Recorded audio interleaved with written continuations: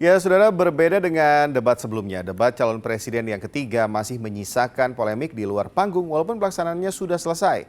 Kesan saling serang personal begitu lekat menempel pada debat capres ketiga, bahkan menuai kritik dari Presiden Joko Widodo. Benarkah debat ketiga syarat dengan serangan personal? Lalu format debat seperti apa yang ideal? Selengkapnya dalam Kopi Pagi, polemik saling serang saat debat capres berlanjut. Saya mengklarifikasi tadi data yang meleset, maaf Pak Prabowo. Saya pertaruhkan nyawa saya naik gunung, turun gunung, masuk rawa, membela merah putih. Disebut aja angkanya berapa gitu loh. Kayak saya gitu loh. Jangan di bawah 5, sebut aja berapa. 11 Mas, dari 100. Kecewa, sehingga debatnya memang perlu diformat lebih baik lagi.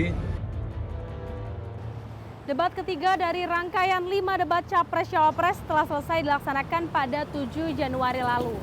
Meski sudah usai, panasnya debat tak langsung padam begitu saja. Para peserta Pilpres seolah juga belum move on dari acara debat tersebut dengan melanjutkan adu argumen dan adu kritikan di luar panggung debat. Apalagi muncul sejumlah penilaian kalau debat kemarin bukanlah adu gagasan melainkan panggung untuk saling sindir dan menyerang peserta Pilpres 2024. Benarkah demikian? Lantas bagaimana pandangan masyarakat terhadap polemik debat Pilpres kemarin? Haruskah format diubah? Selengkapnya dalam Kopi Pagi, komentar pilihan liputan 6 pagi.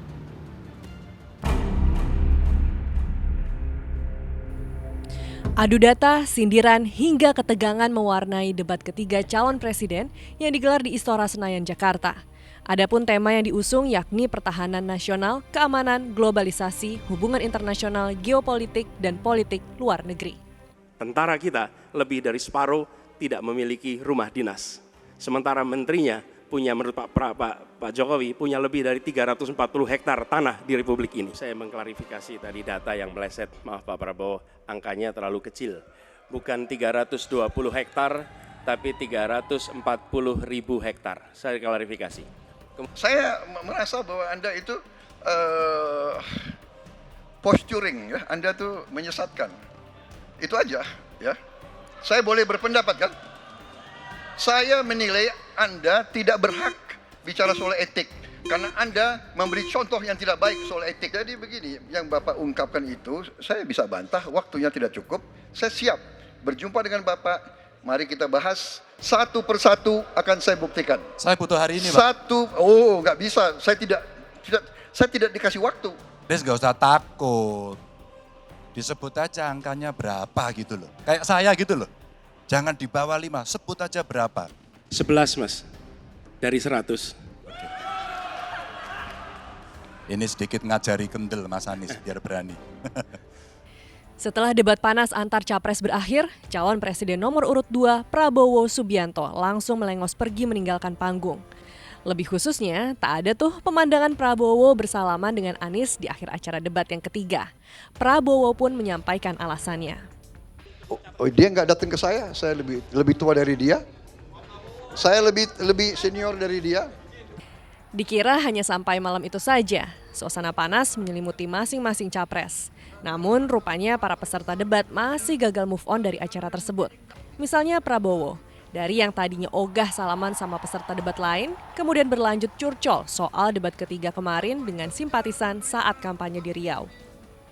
Dari muda, saya pertaruhkan nyawa saya naik gunung, turun gunung, masuk rawa, membela merah putih.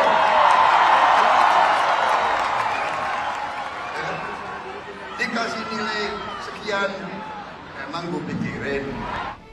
Bak Gayung bersambut, calon presiden nomor urut 1 juga tak mau kalah membalas kritikan rivalnya yang dilontarkan di luar panggung debat. Ya, kritiklah kebijakan, kritiklah argumen. Jangan malah menyerang orangnya. Dan coba Anda lihat, di antara kami bertiga, siapa yang menyerang personal? Begitu juga Ganjar Pranowo, calon presiden nomor urut 3 ini membantah telah menyerang personal dalam debat ketiga calon presiden. Kalau saya rasanya tidak pernah sekalipun menyerang Pak Prabowo, Mas Anies secara pribadi itu enggak. Yang saya serang semua kebijakan. Karena saya memang akan mengedukasi. Nggak ada kaitannya dengan visi misi, semua yang saya sampaikan visi misi. Bagaimana diplomasi internasional kita, bagaimana kelembagaan kita, bagaimana kita fitting pada kondisi hari ini.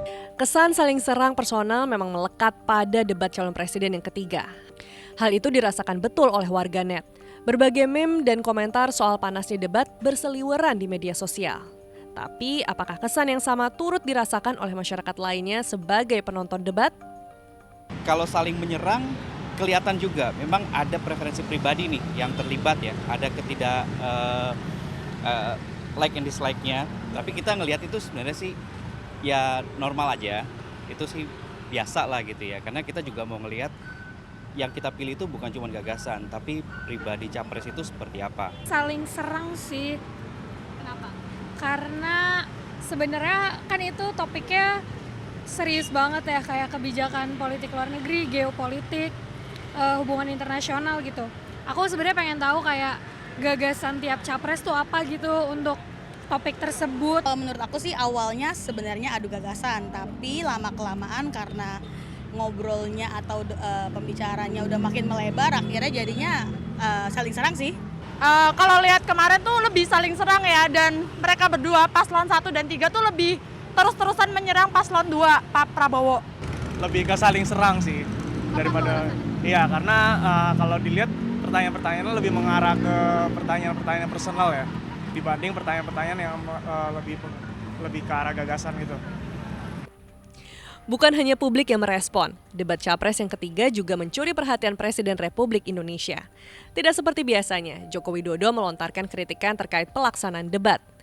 Setelah menjadi hot topic di tengah publik, debat capres ketiga juga menuai kritik dari berbagai pihak, salah satunya Kepala Negara Republik Indonesia.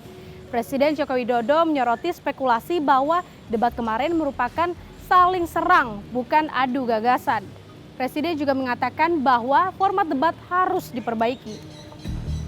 Intinya, Presiden Joko Widodo merasa kurang puas dengan isi debat ketiga karena jadi ajang saling serang personal.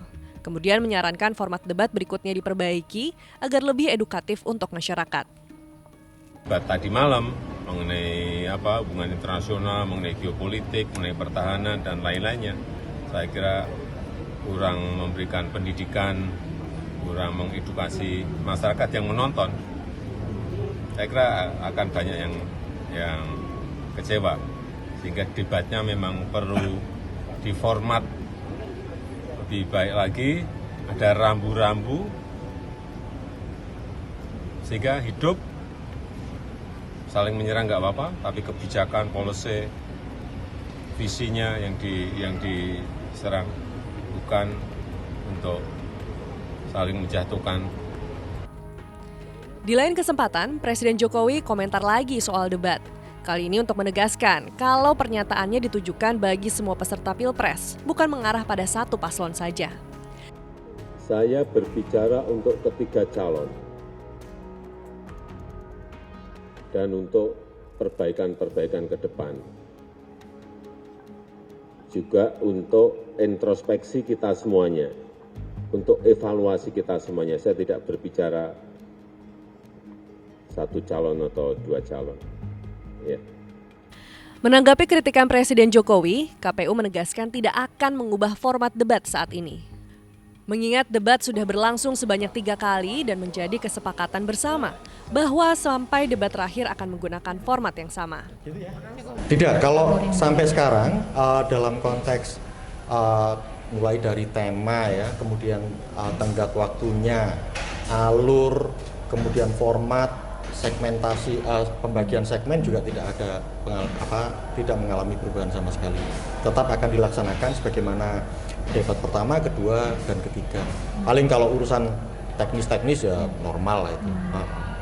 Debat calon presiden dan wakil presiden sudah diatur dalam Undang-Undang Nomor 7 Tahun 2017 tentang Pemilihan Umum, Pasal 277 Ayat 1. Ada beberapa poin. Mulai dari porsi, berapa kali debat capres dan cawapres harus disiarkan secara nasional, hingga masalah teknis lainnya. Jadi sebenarnya sudah idealkah format penyelenggaraan debat capres dan cawapres saat ini? Saya orang yang menilai format debat tuh makin membaik ya. Memang sih tantangannya kita kan punya 3 calon nih. Nah idealnya kan debat itu menggambarkan pro kontra ya, atau kontradiktif antar satu calon dengan calon yang lain. Kalau ada dua calon itu bisa gampang dilihat gitu, pro kontra atau kontradiksinya gitu. Nah ini ada tiga calon, tinggal bagaimana penyelenggara debat bisa memfasilitasi proses debat itu vis a vis antar satu calon dengan calon yang satu, lalu calon berikutnya dengan calon yang lain gitu. Perlu diresapi juga makna debat Capres-Cawapres yang sesungguhnya, yakni memang untuk menguji visi misi yang dimiliki masing-masing paslon. Justru yang tadi malam itulah yang menurut saya mendekati apa yang disebut dengan debat. Yang sebelum-sebelumnya lebih tepat disebut sebagai diskusi, ya kan? Apalagi pada debat-debat yang sebelumnya itu diskusi bukan debat gitu.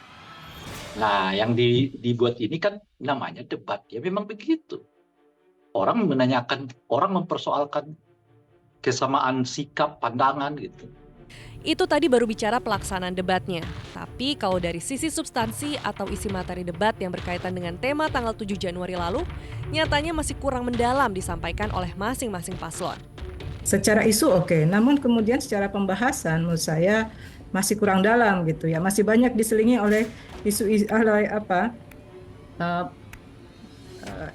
berkaitan dengan lebih tembakan kepada personal gitu, ketimbang bicara secara substansi dari sisi data yang kemudian sangat dibutuhkan oleh masyarakat gitu ya, ataupun mungkin dari sisi kebijakan yang ingin masyarakat pahami. Misal ketika bicara soal alutsista, kemudian kebijakan bagaimana mensejahterakan prajurit segala macam, itu nggak terbahas kan, padahal masalahnya sudah dimunculkan gitu. Meski begitu, debat ini kan diselenggarakan untuk bisa mudah dipahami juga oleh masyarakat. Jadi, mari dengarkan evaluasi dari masyarakat terkait format debat yang diharapkan. Format menurut saya sih kalau mau dirubah, saya nggak tahu ya apa yang mau harus dirubah ya. Menurut saya sih itu cukup ya. Tapi bisa nggak mungkin ada pertanyaan dari umum, bukan hanya dari panelis. Menurut aku udah tepat sih formatnya. Cuma bagaimana tiap capres mengimplementasikannya aja sih, gimana cara mereka membawanya aja. Nggak diubah, tapi menurut aku mentalitas calon-calon presiden dan wakil presidennya sih yang harus lebih berani.